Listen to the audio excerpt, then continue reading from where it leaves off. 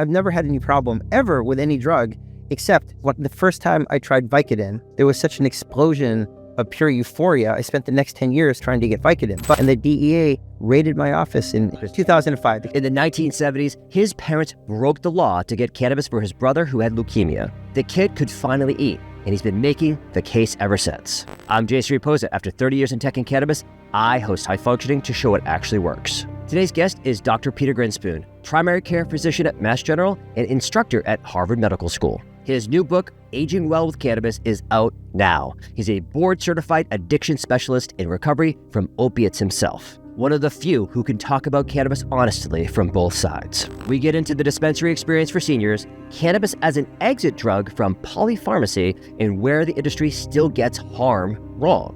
This is honest medicine from both sides of the prescription pad. Let's dive in.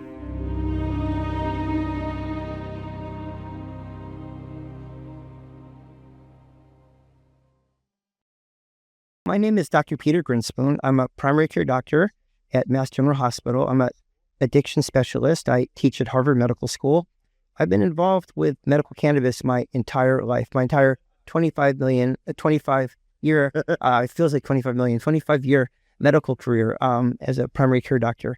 My dad, Dr. Lester Grinspoon, was a pretty legendary cannabis activist. He wrote a book in 1971 called Marijuana Reconsidered that sort of got the legalization movement started. So I've had a lot of people in my life really inspiring. And then there's just another story about my brother, Danny, when I was younger, who passed away from childhood leukemia. But in the early 1970s, when I was 8, my parents got him cannabis illegally. And it made such a unbelievable difference in his life. When he didn't use cannabis, he'd be alone, like barfing into a bucket in his bedroom. And when he used cannabis, he could eat, hold down weight, play with his little brother. So I learned, like as a kid, that cannabis is a medicine. And that really informed my perspective throughout medical school, where the messages about cannabis aren't necessarily positive. Yeah, I mean, obviously, and especially back then, the media, it was just so against anything related to it, right? And the war on drugs and stuff like that. We're going to get into a bunch of different topics here. But thank you so much for joining us today. So you are a bit casual with your name, though, but I'm always one of these people who are like, doctor. It's always doctor. Either way. Because you're a practicing physician. But like in the addiction side, just take me through like what's a typical day look like, I guess, in the world of Dr. Peter Grinspoon? Well, in the primary care world, I'm frantically trying to take care of patients. Yeah. Their blood pressure, their cholesterol, their colonoscopies, they don't give us enough time. There's too much to do. We're really stressed out. That's why primary care doctors are dropping like flies, and everybody's having trouble finding a primary care doctor. I work in Chelsea, in the inner city, in the trenches. It's literally the hardest job, and it feels good to be giving back and to be helping people that really, really need it. I do the medical cannabis for everybody in my health center. I have a special time assigned, and the other doctors are open to it. They refer patients to me. And then in the addiction clinic at MGH where I work, it's very tough. It's people addicted to alcohol, methamphetamine, opiates, and we use medications. We hook them up with services. Very difficult, very broken and fractured system. But that's really provide clean needles.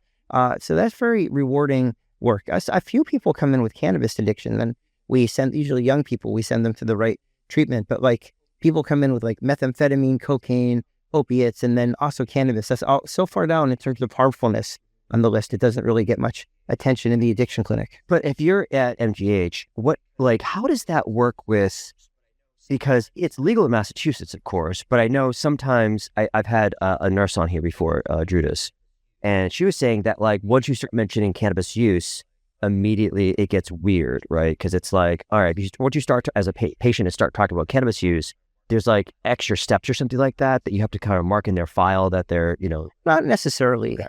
I mean, maybe it used to be more like that. Doctors are coming around. They're meeting their patients a little bit where they are. They're slowly becoming more in favor of cannabis. They're seeing that it helps people with pain, with anxiety, and some it helps seniors. People's joints ache, and our other treatments for pain are pretty toxic. So I think doctors are getting there. There's certainly some doctors that are really against it, like the addiction adolescent psychiatrist that see a young person smokes a lot of cannabis, psychosis, cannabis might be playing a role in that. They tend to be really against it. Mm-hmm. On the other end of the spectrum, the oncologists, they see their patients, chemotherapy doing really well with cannabis. They're in favor of it. And right. Most doctors are in between and coming more in favor of cannabis. So there's less of that nonsense. Yeah. because there's that stigma that's been around for a little bit. So it still exists in Massachusetts, but I always like to say that in Massachusetts we live in our little bubble though, because it's like if you go to some other state like Texas or something like that, and you start talking about, or actually we talked to somebody the other day about Georgia, it's like very hush hush, and it's still but it's changing. First of all, 90% of Americans are in favor of legal access to medical cannabis. Now, name anything else that 90% of Americans will agree on. Oh, they don't agree. The sky's blue. So it's amazing, like cannabis unites. And then even some of the conservative states, like Oklahoma has a medical cannabis. Yes, it does. 10% of residents of Oklahoma are signed up with a medical cannabis program. Oh. So clearly it can't be that stigmatized down there. So I think awareness that it helps people. I mean, there's harms, and awareness of the harms are spreading. It's like any other medication. It can have some harms.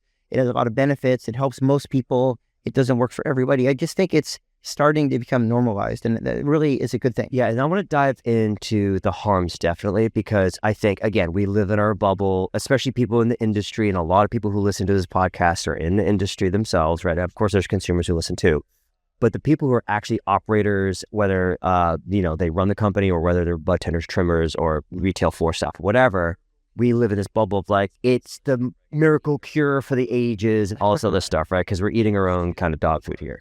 But when it comes to the harms, I think, and this is what Shannon O'Brien said, which is like, we can't ignore them. Like, we have to actually address them, because that's the way we get past. Well, and we should minimize them. We really can't. I mean, teenagers, really not good for teenagers, right, to start using cannabis 15 years old. It can hurt their brain development. Now, we don't know for sure, because we can't experiment on them. We can't give them some and give other ones a placebo and see if they have more brain problems. But yeah, inferentially, it seems like it really, really might. Though the studies are complicated, because some of those kids also are on other drugs. They're poor. They might just do worse than standardized testing anyways. Right. So we see just a societal side of that as well. Yeah. What age is it like appropriate?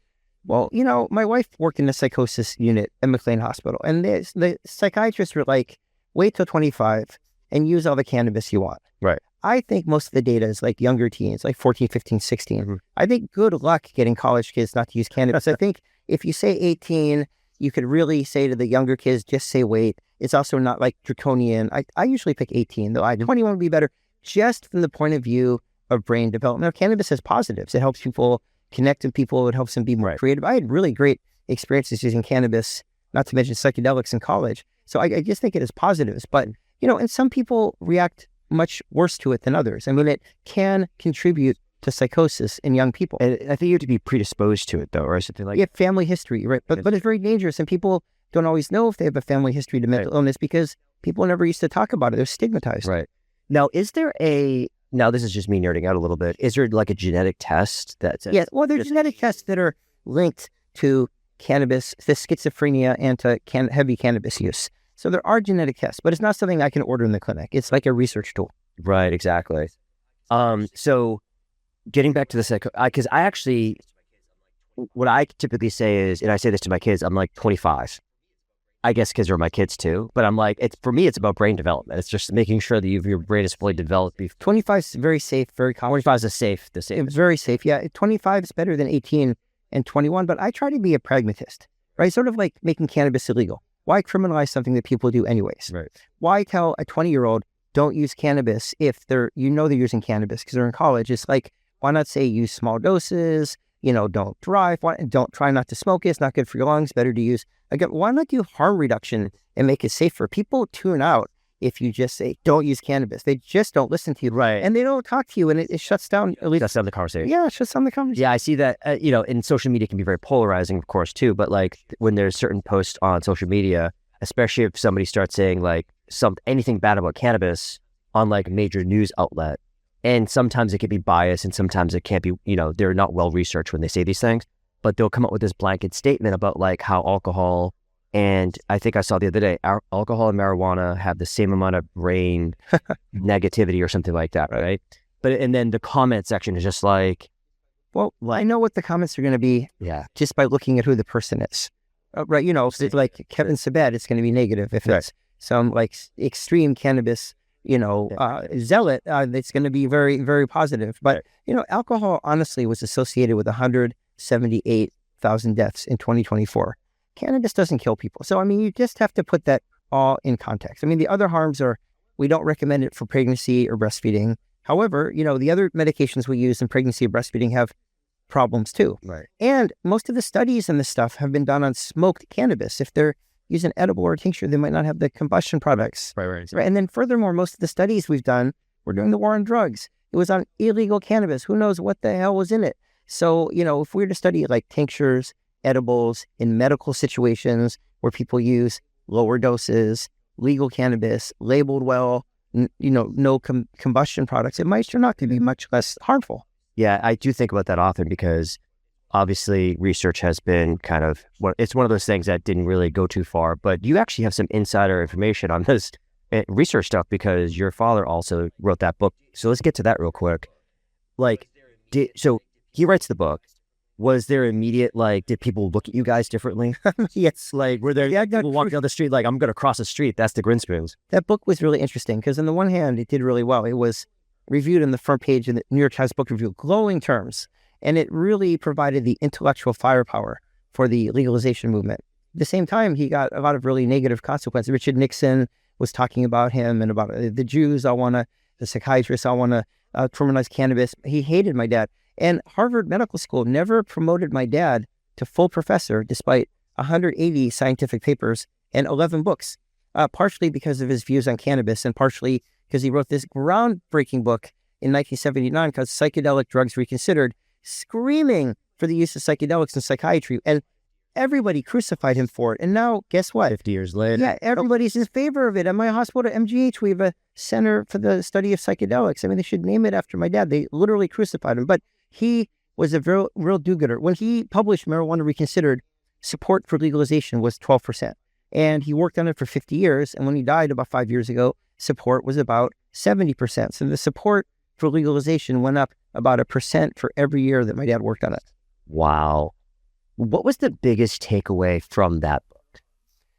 The biggest takeaway is that there are harms and there are benefits, and there's a rich cultural history. He went through the cultural history. He's a great writer. He went through everybody throughout history that used cannabis. But the takeaway was that criminalizing people, especially younger people, for using cannabis is more harmful than using cannabis itself.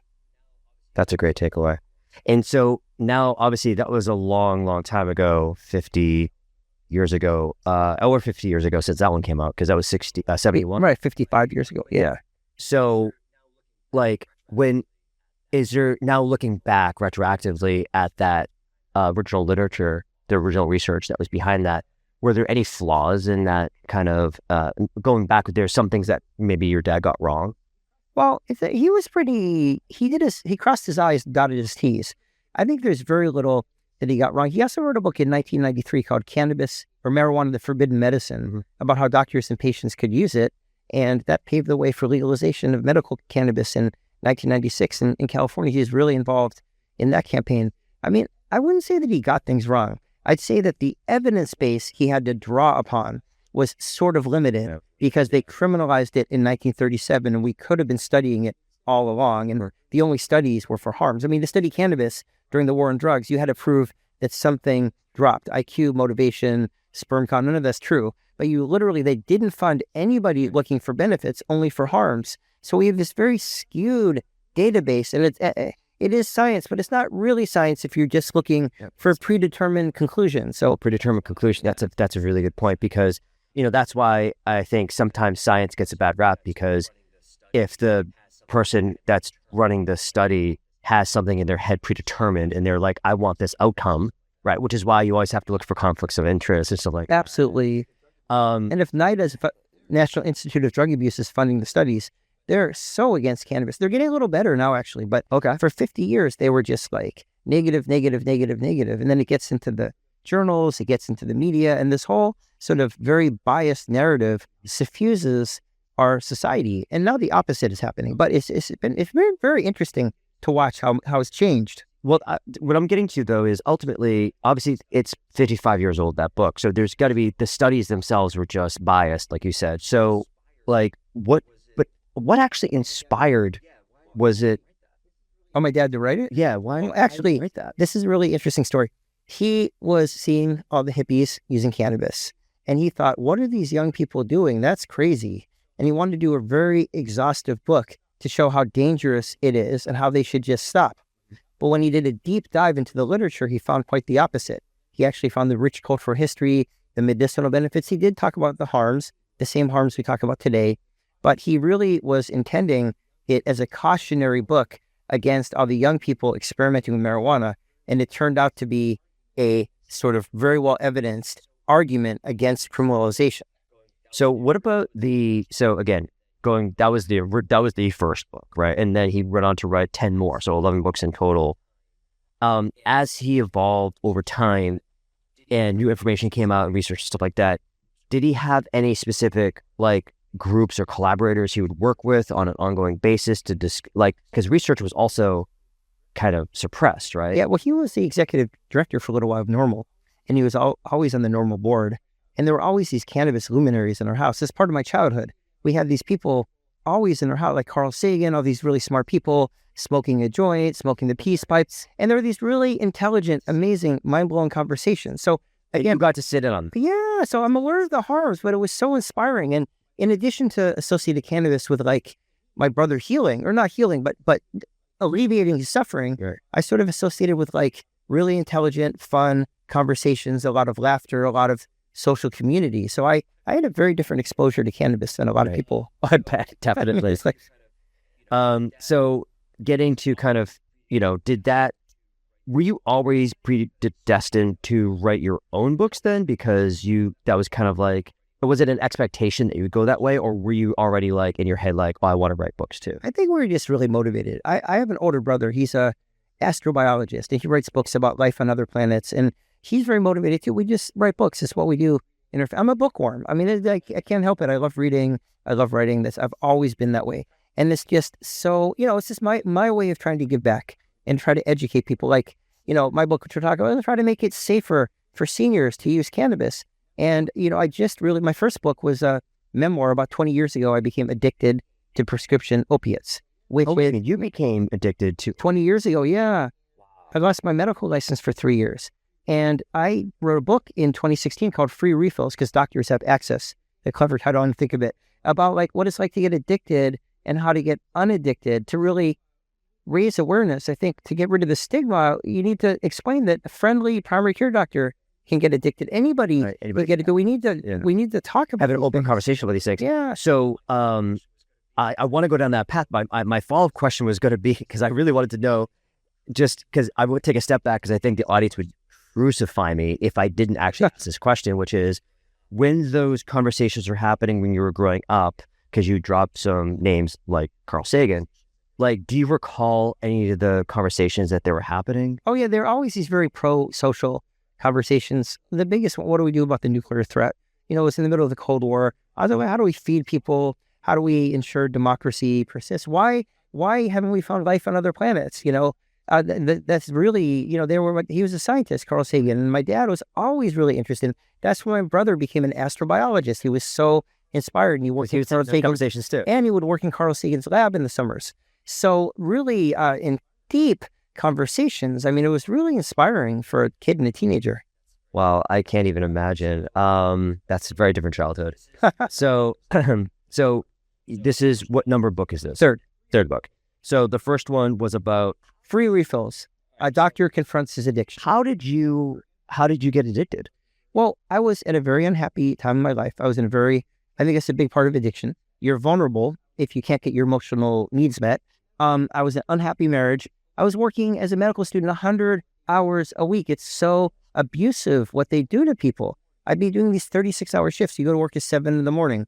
You go home at 7 at night, but it's the next day. You don't get any sleep. And I just, I've always been interested in experimenting with drugs. I mean, for better or for worse. And I've never had any problem ever with any drug, except the first time I tried Vicodin, there was such an explosion of pure euphoria. I spent the next 10 years trying to get Vicodin. But with addiction, it's like fun for the first couple of weeks. Then it sucks. I mean, people who are addicted are like the most miserable people on earth. And I just lost control of it. And I got in a lot of trouble. The state police and the DEA raided my office in 2025. A really pretty stressful experience. 2025? Yeah.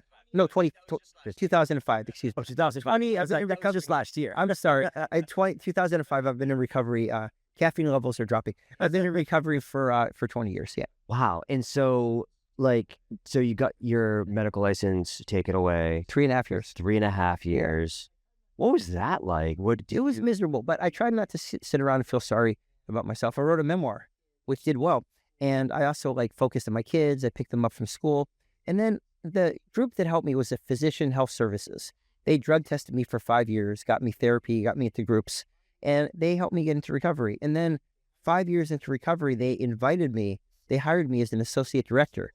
And I sat at the same table, but on the other side of the table, helping hundreds of other physicians with their addiction. So and now I'm addiction certified. I just passed the test and I work in addiction clinic. So I feel like I see addiction from all sides. Yeah, you really can. You have a full picture there because you're an addict yourself. I feel it helps me treat people because they know I'm open about it.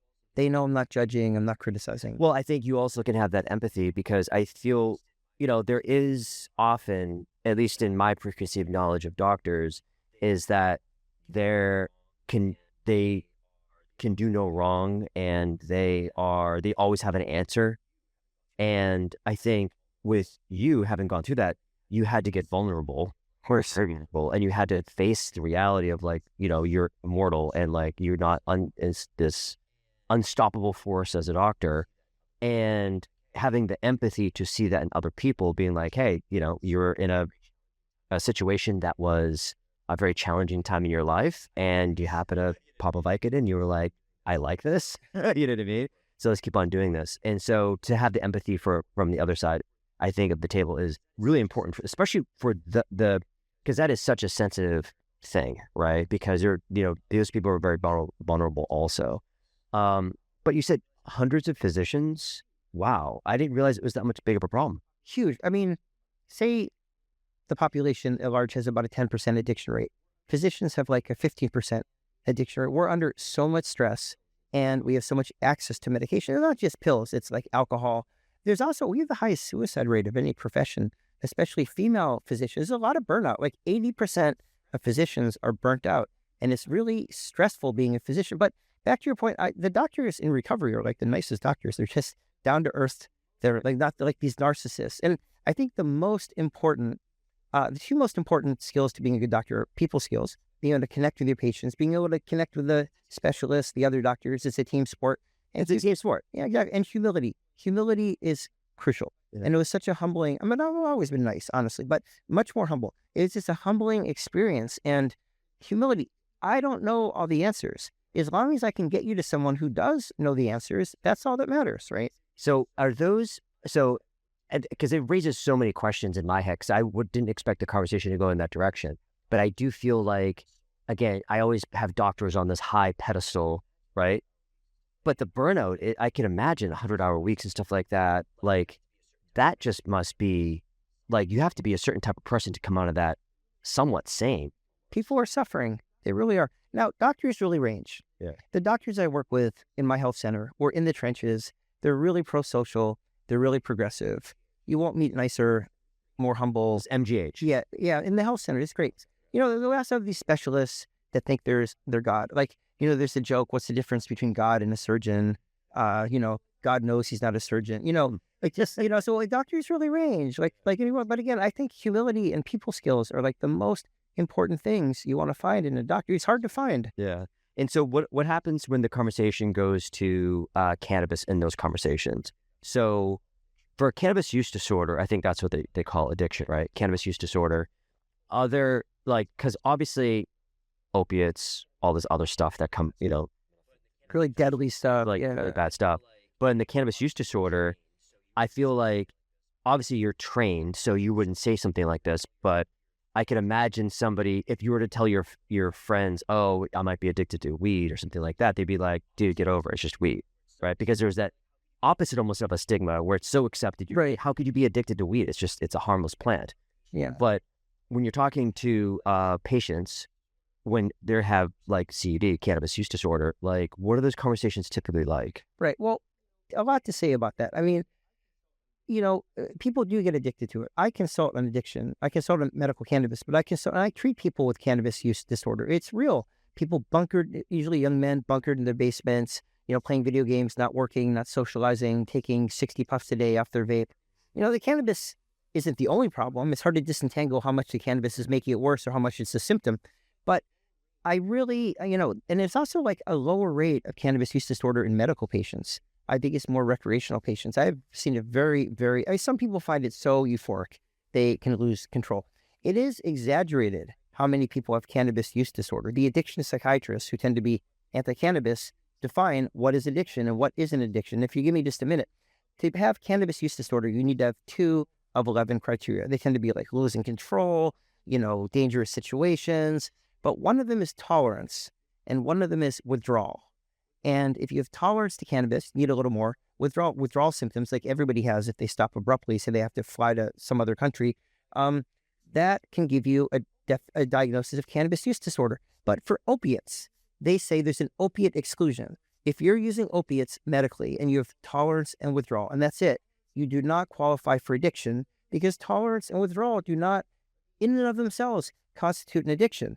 But the addiction psychiatrists don't believe that cannabis is a medicine. So if you have tolerance and withdrawal, which many medical cannabis patients have, you get labeled as cannabis use disorder. And that's where we hear these statistics, like 30% of adult Americans who use cannabis have cannabis use disorder. It's absolute nonsense. So they have to just check 2 of the 11 boxes. But opiates, it's like you actually need way more than that. Yeah, and tolerance and withdrawal don't count. Yeah. So it's like they just exaggerate. So that makes it difficult because then people don't believe anything they say, and some people actually get addicted. So the extreme claims on both sides make it really difficult for a cannabis clinician to convince patients of what's right and what's wrong. What happens with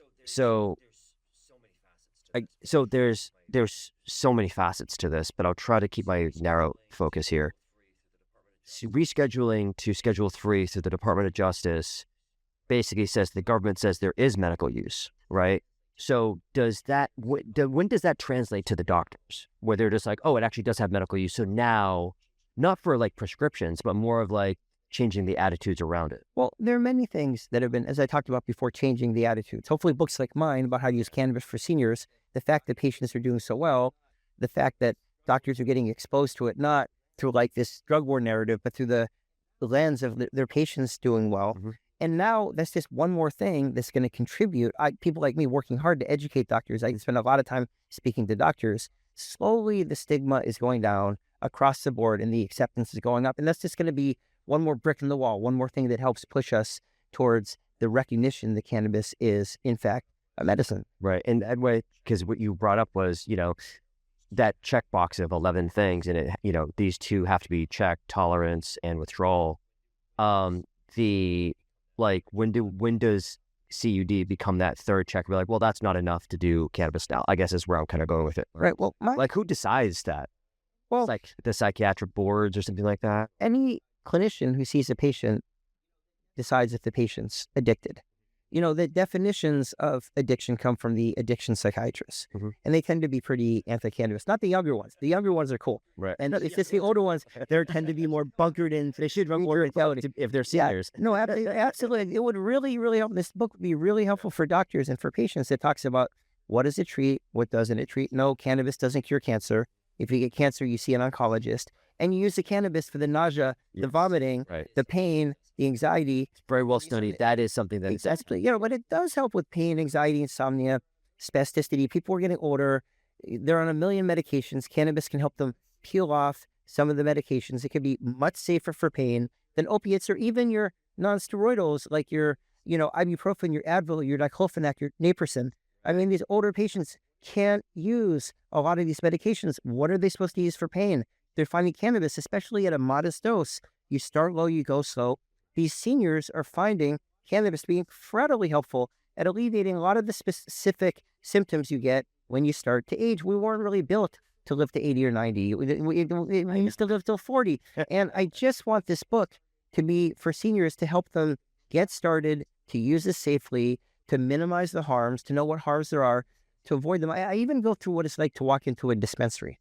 Imagine you're an 80-year-old. You've never used cannabis. You walk into a dispensary, it's bewildering. A million strains, a million types, and paraphernalia. And this is what happens. You go in, this is what you do, this is how you buy it. And I just try to make it safer, more comfortable, and just normalize it. Again, it's a medicine just like any other medicine. No, I definitely appreciate that perspective.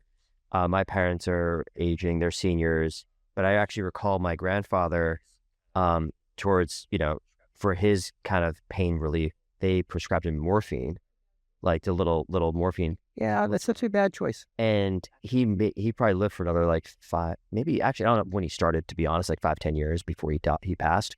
But I do remember him being in pain, and he just like would pop these little pills, and he was on morphine, like, and out of it sometimes. So morphine can affect falls. It can affect balance. People get up in the middle of the night to pee. They fall. Yeah. It's really, really constipating, which, believe it or not, huge issue. People get addicted to it. I mean, cannabis is less addictive than alcohol, opiates, tobacco. I mean, people get addicted to it. And the evidence for the use of opiates in chronic pain is not very good.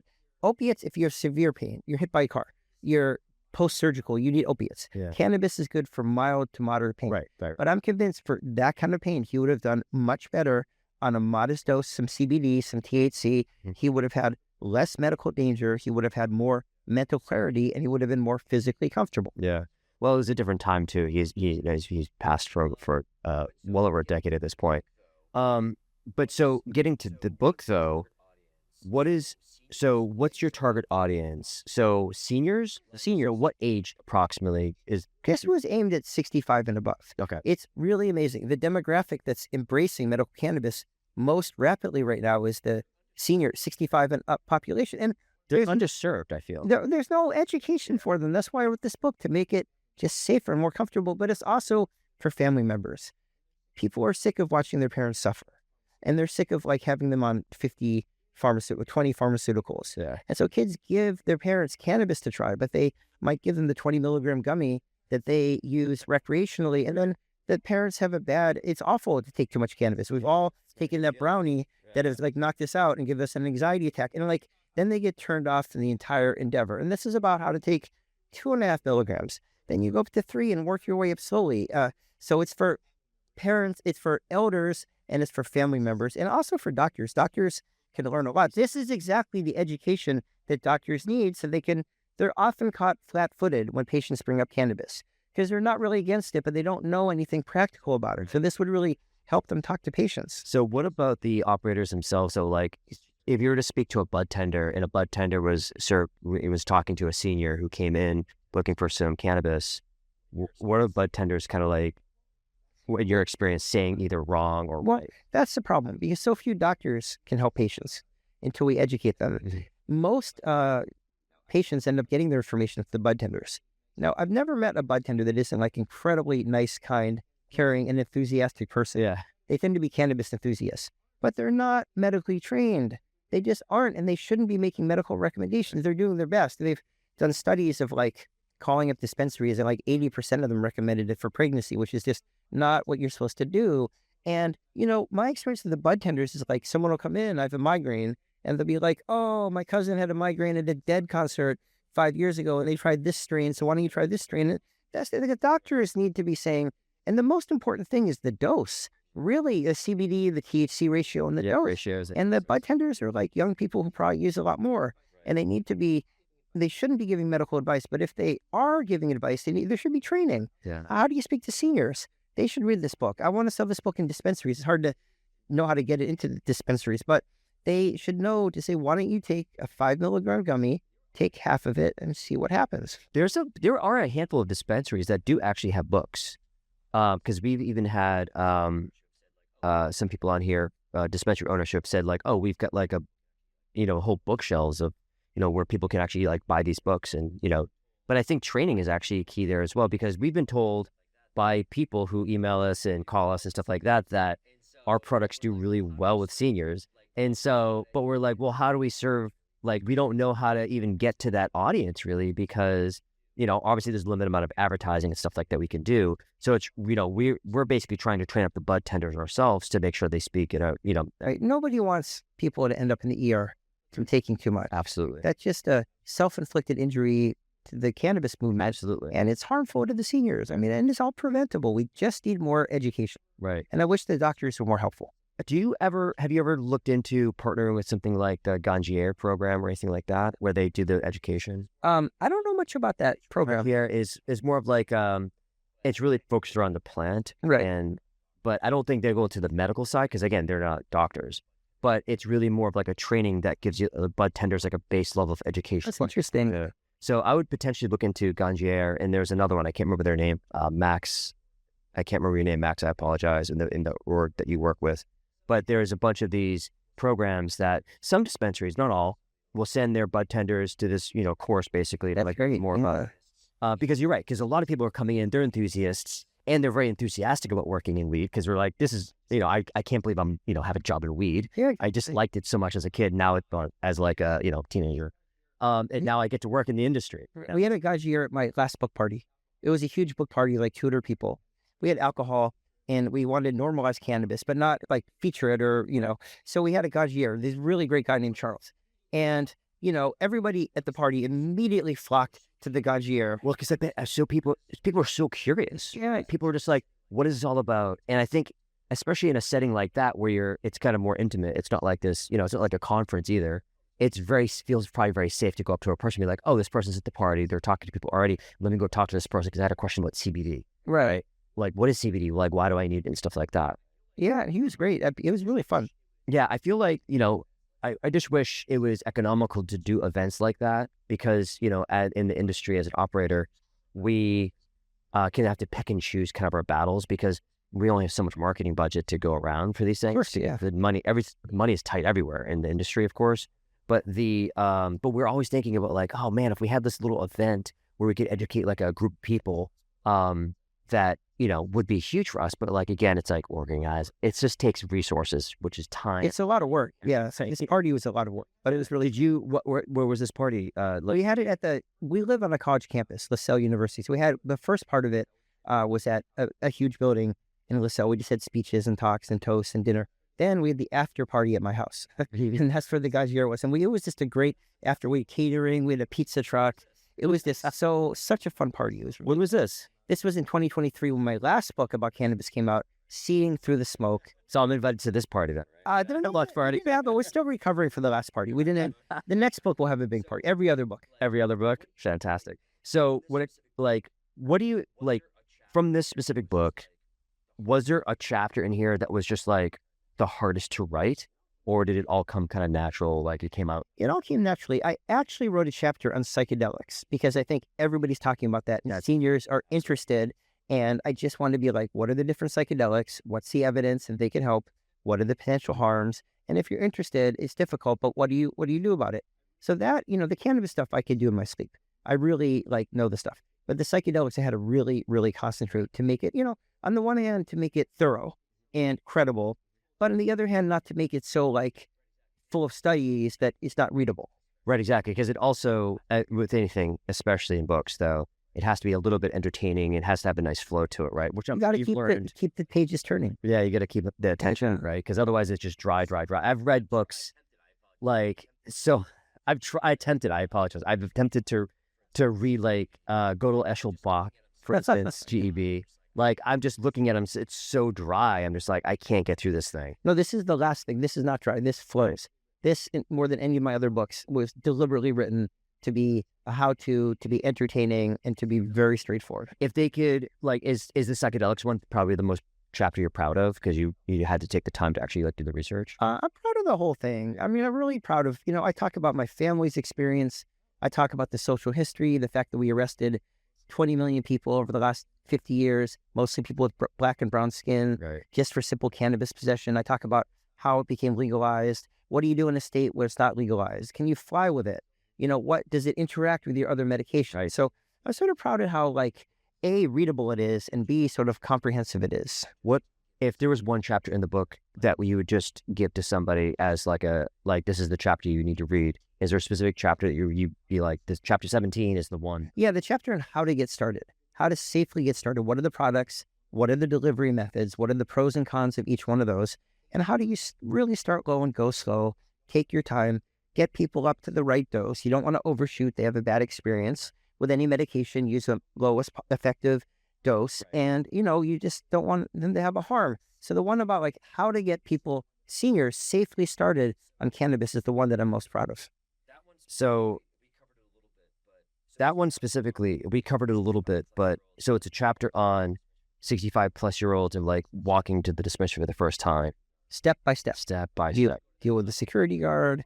You give your... You have to go to that level, that granular level. It's really intimidating. People say they just had a really bad experience. Yeah. You walk in, what you see, what you go up, and what the products are, and what they're going to offer you, and what you might want to stay away from, and then you have to pay in cash. Really granular walking through the dispensary experience, so it's not intimidating, to demystify it. What is, if you could name like one or maybe or two things if you could think of off the top of your head that a dispensary should be changing about their dispensary store, what would you suggest they change to maybe accommodate seniors? Well, training of the Budtenders, as you said before. Some dispensary have a pharmacist. That's great.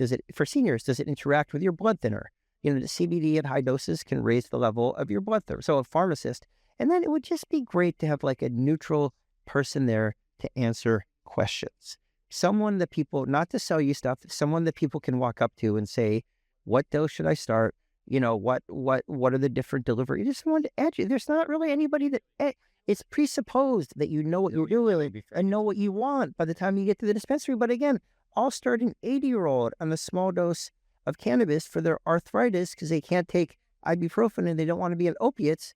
They walk into the dispensary. It's like hard to even fathom how bewildering the experience. I mean, we're like younger, more cannabis savvy people, right? But imagine you've never been in a dispensary before, and you're 80. How confusing would that be? Yeah, it must be so confusing. And that's actually one of the things we would always tell, in our marketing. The thing that we would always harp on is that especially if you're new to cannabis, for us specifically, anyways, in our particular line of in products, we always say that like you don't have to think about it if you just have a drink. You just crack it open, you drink it, and especially if it's low dose, especially. It's like 5 milligrams. Yeah, if you always take like half of it or something. Or like that. I know couples that split a 5 milligram drink. Right, exactly. Still fine, yeah. But the point is, it's like you don't have to, because I think back to my childhood, or I guess teenage years, or whatever, when it's just like, okay, somebody brought weed in this little nug, and okay, so we're gonna we don't have rolling papers. What do we do? Right, Coke can. We don't have a bong. Like, what do we do? Like, and then we'd have to figure out like the Coke can or like the apple or whatever. We once used a tampon, believe it or not. Can you do that? Well, it's just a hollow tube. It's just a hollow tube, and then you get like, I don't know what we did. We jury rigged. Yeah, we're a desperate 14-year-old. Exactly. Well, that's the thing. Is it like you're like, oh, cool, let's have some fun, and then all of a sudden you're MacGyvering everything together. But I think with something like a drink, seems like it'd be something easy to recommend to people who are just getting into it because it's just like crack it open and drink it. That's just what it is. Absolutely.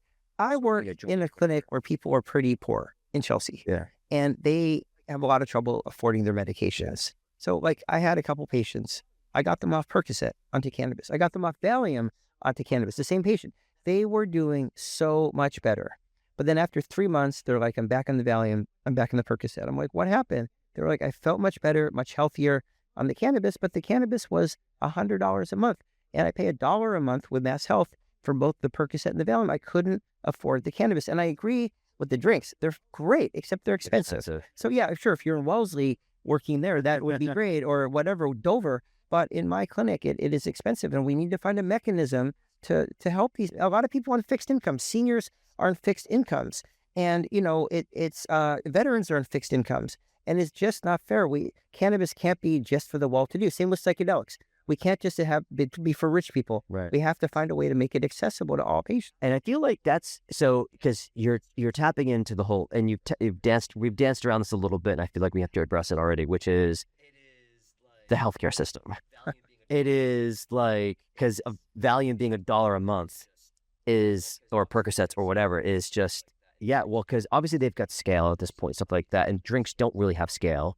There are some companies that have enough scale that can probably lower their prices a bit, but companies like ours we only do like 500 cases at a time, costs us a lot of money to do that low. I think it's 1,000 minimum now. But like the point is, like, it's really expensive to do even just a small run for us that we have to charge those kind of prices, right? But what you what we've danced around a little bit is the healthcare system, because you're talking about like how PCPs are overworked and, you know, they're trying to see a bunch of patients and there are people who are dropping like flies. Because there's a lot of proposals that have been put out there for many years, decades. I'm not going to pretend that I know the nuance of all of this, but I'm just asking from your perspective, if they're like, are the insurance companies like the problem? Are there like, is the healthcare system just totally needs to be blown up and redone? Like, do you believe in that whole direct provider access? Right. Well, the problem is the hospitals are becoming like corporations. Even my hospital system, it feels like I'm working for Amazon. The doctors feel like we're being cogs plugged into a corporate machine. Right. The health insurance companies are awful.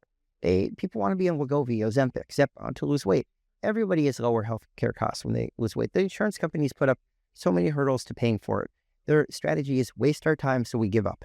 So it's just so broken. In Europe, in Australia, in many countries where they have socialized medicine, they pay much less of their GDP on healthcare.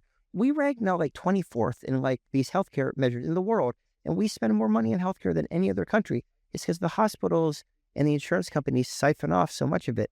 We just need, I hate use the word socialized, we need the government needs to pay for healthcare. It shouldn't be linked to your employment. You lose your job, you don't have health insurance. Yeah. We have medical bankruptcies. People go bankrupt because they don't have insurance and they get a diagnosis of cancer. No other civilized country has medical bankruptcies. So I really think we need to just have like the government pay for it like they do in Europe, they do in Australia.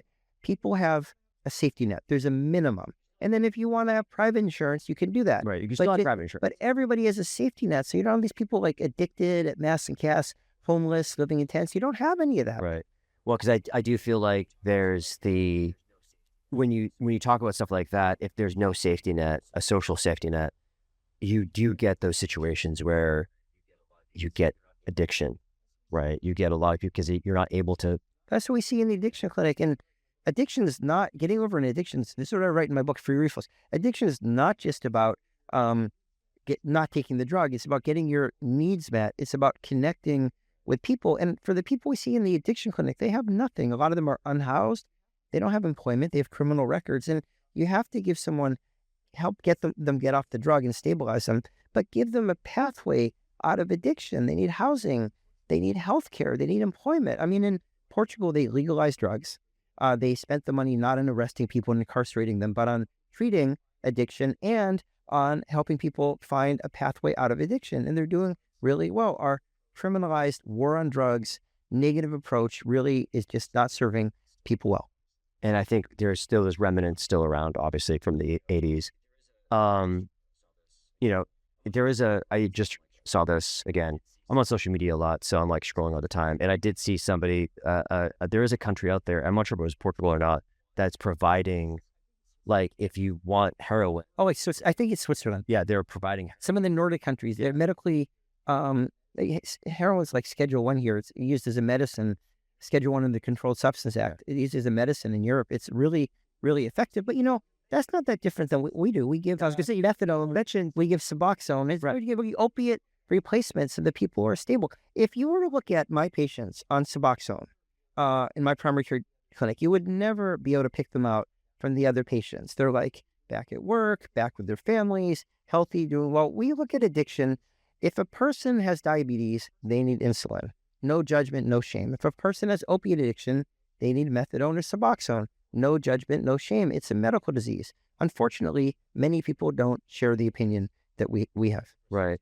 And do you think that's like as a percentage of the doctors in MGH and the clinic, like what percentage kind of have that same similar belief? Well, I work with these really pro-social doctors in my inner city clinic, and I work with these really cool pro-social doctors in my addiction clinic. So 100% of the doctors I work with, but doctors at large, a lot of them don't want to deal with addiction. It's time consuming. They don't want these people in their waiting room. They think they'll disrupt other people. It's really emotionally draining. And most doctors don't want to deal with addiction. They share a lot of the same stigma against addicted people that the rest of our society does. So it's a real problem. Something like 20% in this country of people with opiate addiction get adequate treatment, are exposed to medical treatment for opiate addiction. Only 20%. Only 20% is really awful. and then the rest of them would just defend it for themselves. Yeah. What since we talked a little bit about government and stuff like that, do you have a stronger opinion on the rescheduling or the repeal in Massachusetts right now? The repeal, the repeal I'm hoping is just going to go away. I worked on all the legalization campaigns. It's so silly to repeal legal cannabis. It's been such a success with the controlled products, the safety, the regulation, the tax revenue, and why criminalize what people do anyways? It doesn't make any sense. So back to the original book by your dad. Yeah, exactly. It doesn't make any sense. So it doesn't make any sense to criminalize. I don't think the repeal is going to go anywhere, even if they fund it a lot. The last I heard is 20% of Massachusetts residents support it, and 68% of. I'll have to get involved if it's close. Right. It will pass over my dead body, but I'm hoping not to waste a lot of time on it. Yeah. And we're using a lot of our time on it because we also have we were very vested interest in it. No, going away. And then the rescheduling is a step in the right direction. It acknowledges that cannabis is a medicine. It makes research easier. Alcohol killed in 2024, as I mentioned, 178,000 people. Tobacco kills 500,000 people a year. They're descheduled, not rescheduled. They're just adults can make a choice whether or not to do something unhealthy. We regulate it and we provide help if it's needed. There's no reason in the world that cannabis is Schedule 3 as opposed to descheduled. So it's a step in the right direction, but it's absolutely ridiculous that cannabis is scheduled at all. It is so much less harm than the other drugs in Schedule 3, Tylenol with codeine. I mean, it's just ridiculous. So, yeah, and I think about, you mentioned some good points there because it really is, Schedule 3 allows for research. I know you're in direct service, right? Because you're obviously with patients. Have you thought of any kind of, if you were to test something, if you had a second you and you were like, hey, I'm going to be the research person now, and you're going to run clinical trials, maybe you're already planning all these things. Is there something specific that you'd love to see? Oh, yeah. I'd love to study connection and creativity. I'd love to study the positives of cannabis. Again, I'm not... It's more a humanities thing, though. It's not is that black and white? Can you science it in a way that's yes or no? People study psychedelics and does it help creativity? There's no such lab test for creativity. So they use surrogates. That's what I mean, yeah. Yeah, they use surrogates, but Are you creative or not? Yes or no? They studied all the time. Did microdosing really make people happier? If you do psilocybin, does it make you more creative, or just a placebo effect?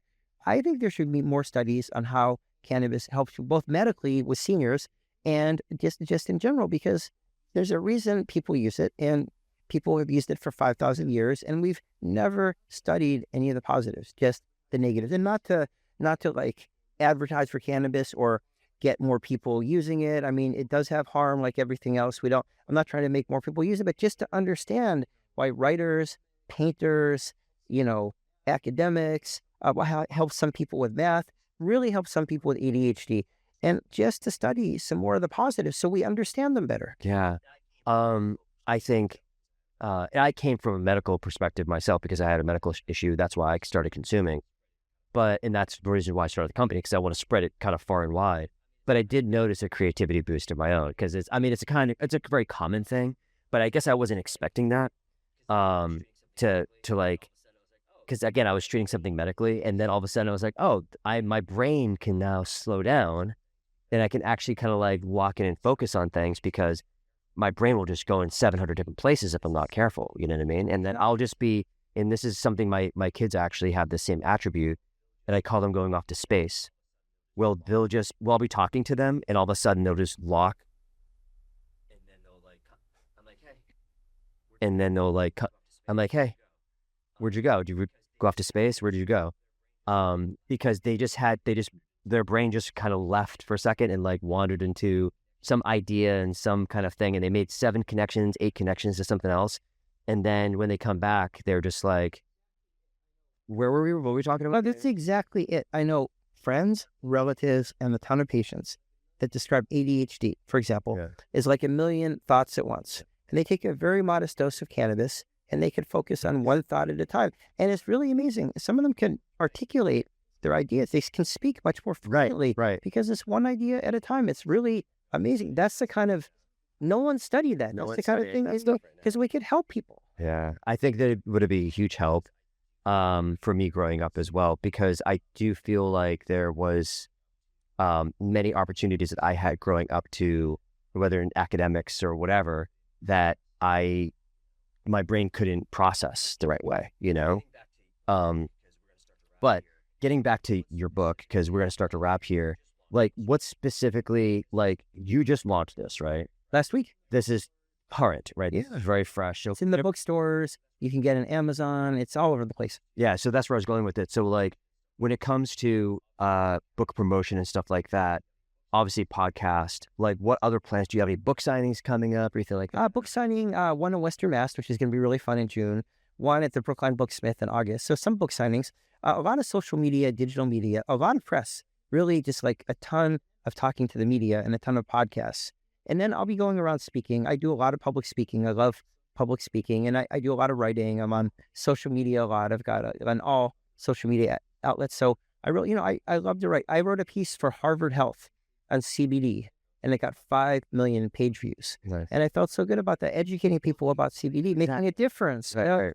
Well, do you find that when you first started writing books to where you are now, especially on the cannabis side, like are people willing to talk to you? Because I've had Dr. Riley Kirk on the show as well, and she was saying that, their particular publisher had never published a cannabis book before. It was like the first book they'd ever published in cannabis. Was there stigma in like the publishing world, or even when you're going off to do book signings and they were like, oh, you're in Barnes & Noble and there's whispers behind you being like, hey, this guy's the weed guy, like he's signing this weed book? On social media, some of the really conservative addiction psychiatrists will snipe at me and say nasty like things. That. At every publisher I've dealt with, they tend to be, a lot of the media tend to be very cool about it. Yeah. Every book signing is mostly people that approve of you. I've had none of that except on social media. And occasionally when I give talks to doctors, I was once giving grand rounds at this big medical school. It was grand rounds, the big education for all the doctors. And it's a very formal thing, and nobody says anything until the end where they answer questions.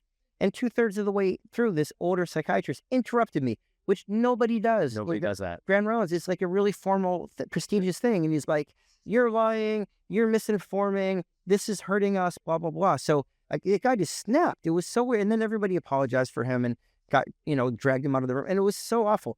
So rarely, most people have been really incredibly supportive of all of this stuff. My book on addiction, coming out and just being open and honest about it helps people. And my 2 books on cannabis, most people, because my books tend to be in the middle. I mean, obviously I'm not against it. It helped my brother, right? I've never been against it, but I do talk a lot about the harms. Right, and exactly. It's sort of hard. Balanced. It's hard to attack a book like this because it really does talk about what the harms are. Yeah, and go to social media. Social media, we already addressed this earlier. It's polarizing, right? So there's some people who are just like, if you say anything negative about cannabis, you get a bunch of people being like, you're an idiot, you don't know what you're talking about, and it saved my, my brother's life or whatever, And then on the other side of it, it's like, if somebody is pro-cannabis, then immediately there's going to be like the conservative psychologists or psychiatrists in there, What are some of the things that like they call out in typical, like, they always have? Well, I post studies about the harms. I post studies about the benefits. Mm-hmm. There was a study, people have better sexual experiences on cannabis. It helps with female orgasmic disorder. I talk about sex in this book. It's real old people have sex. It can really help them. It can really help people with their sex life.